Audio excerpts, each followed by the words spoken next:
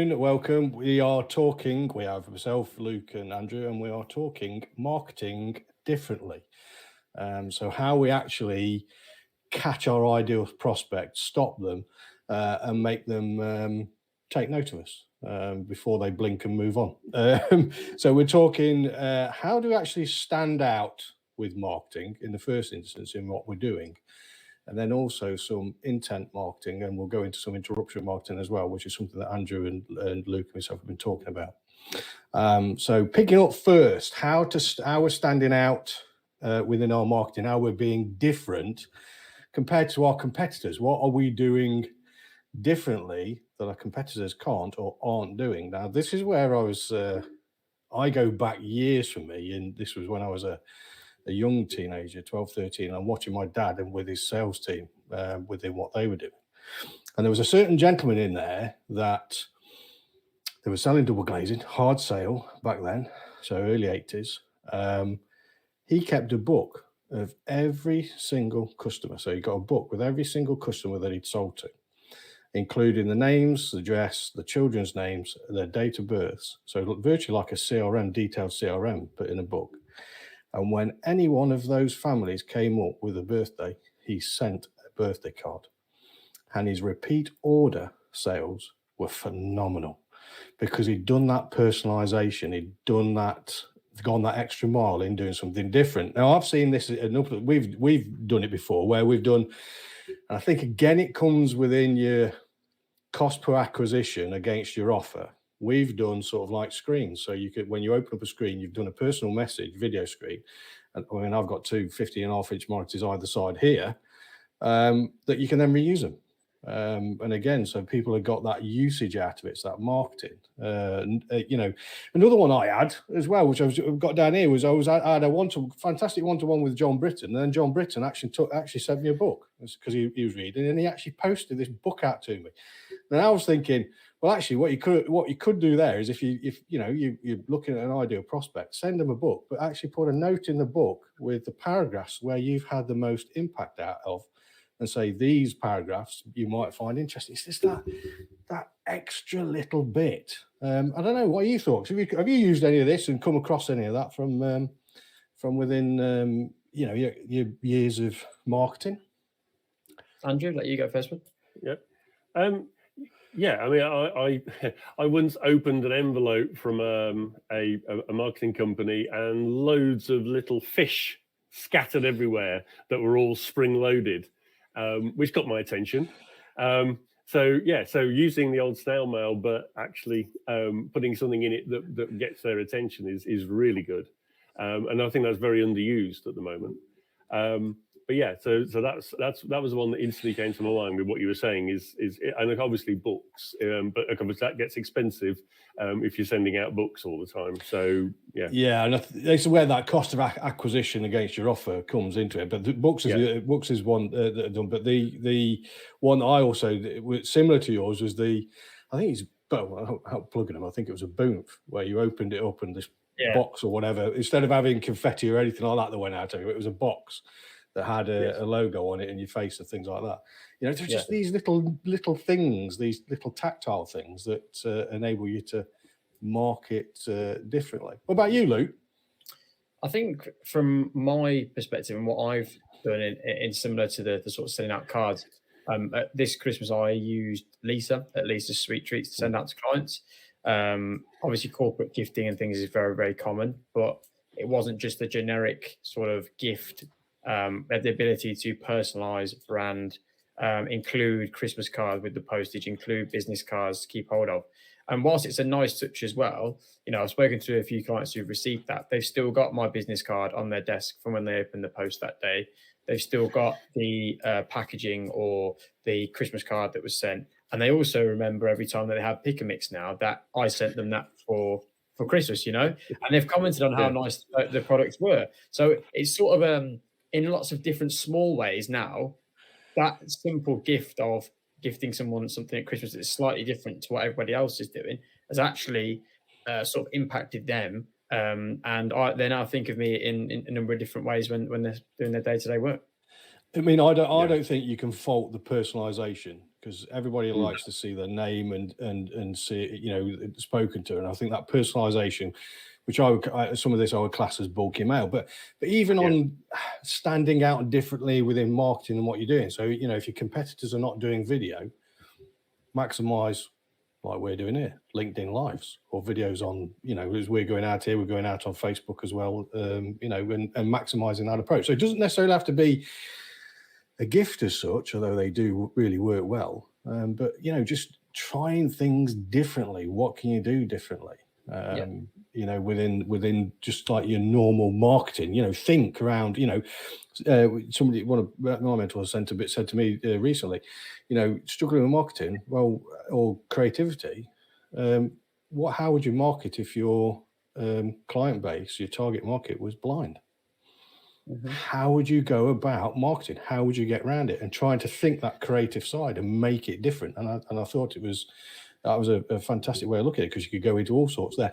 And I suppose that's where I think Jim was saying, and you probably know some of this as well, Andrew, is around with the inclusivity, where we get into alt tags and they're putting into sort of like colors with text, the text sort of like shading of the colors within Google. And that's what they're searching for as well within websites. Now, I know Jim, who sends his apologies, can't be with us, was talking about that from that marketing point as well, of being different and being able to get in front of other people.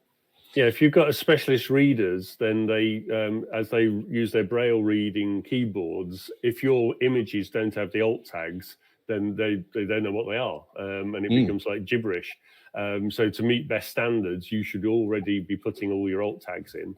There is some stuff happening in the States where there's a new speakable schema that allows people with Google Home to ask and read things back off searches of websites. But that's very much in beta at the moment, and we're hoping that it gets over to the UK at some point. Hint, hint, Google, if you're listening.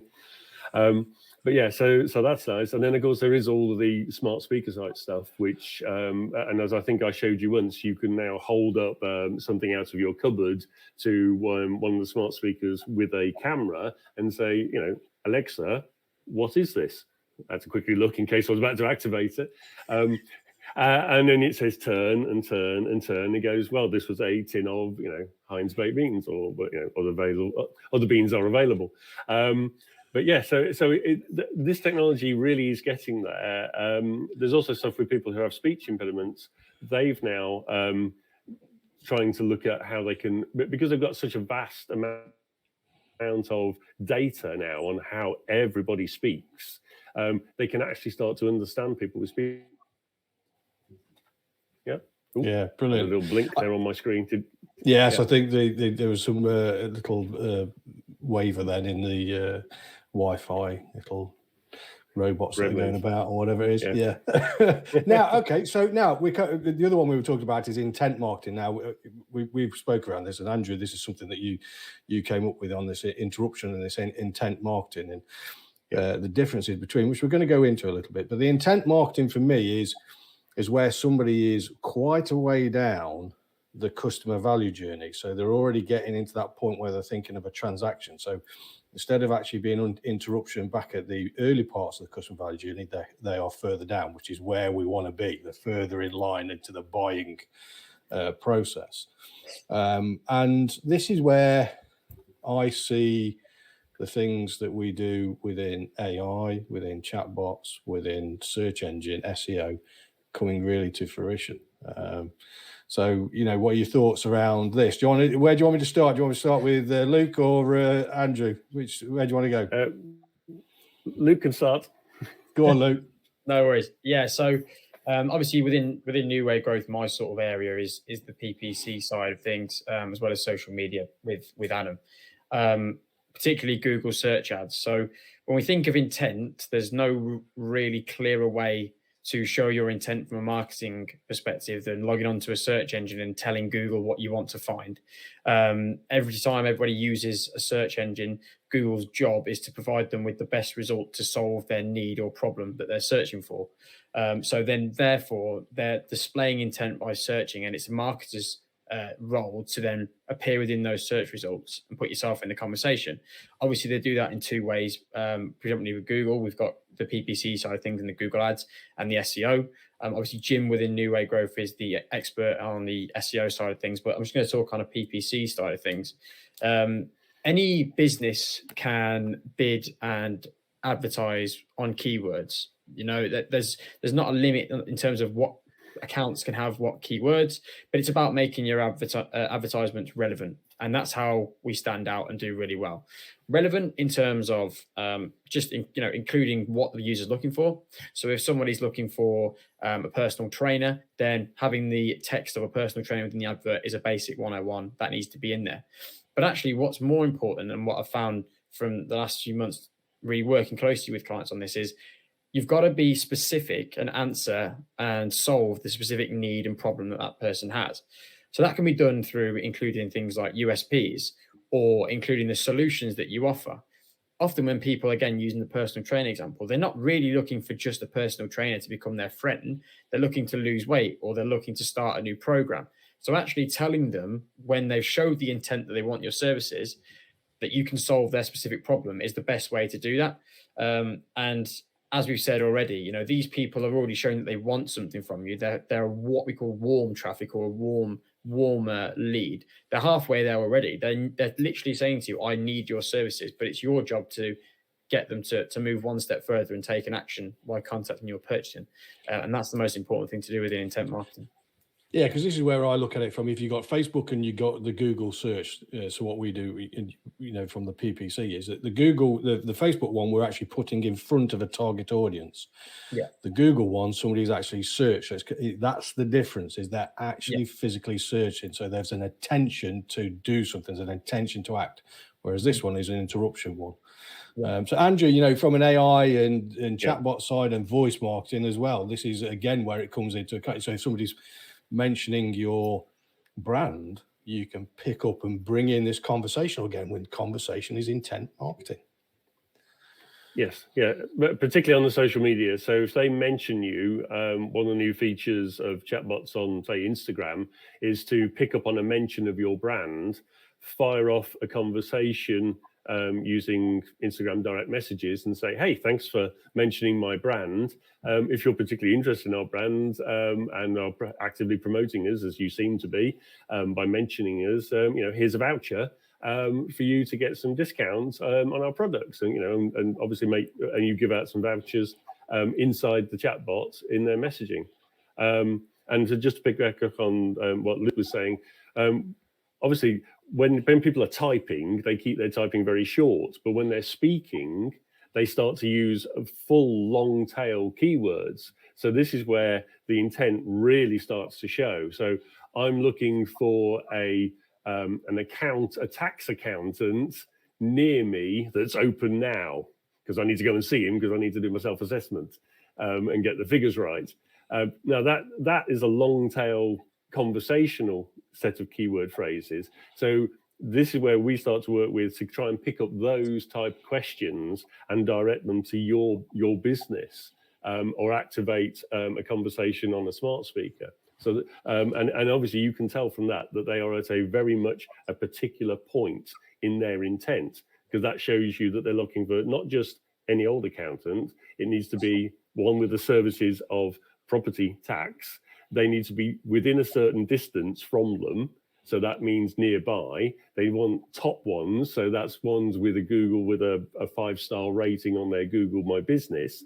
So all this starts to glue together with voice and brings, so you actually have to bring out businesses, Google My Business, link it to the long tail intended questions. So I'd take what Luke takes and take it to the next level and put all the other, what he would consider fluff in a Google browser search, becomes quite critical inside a voice search.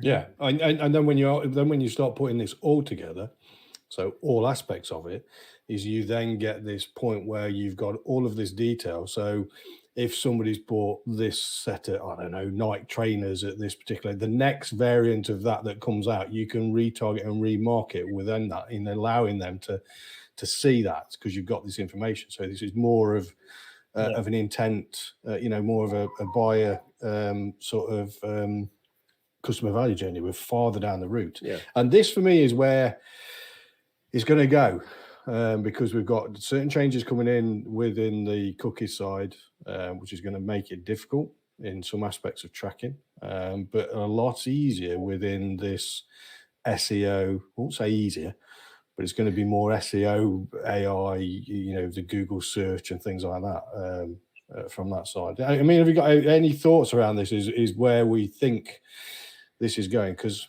I mean, Google are not going to do themselves out of a load of revenue by shooting themselves in the foot, but No. they're certainly going to make it difficult for others, I think, innit? Yeah, I think the retargeting aspect of it was the final thing I wanted to touch on in intent, and that is a really important part of marketing online.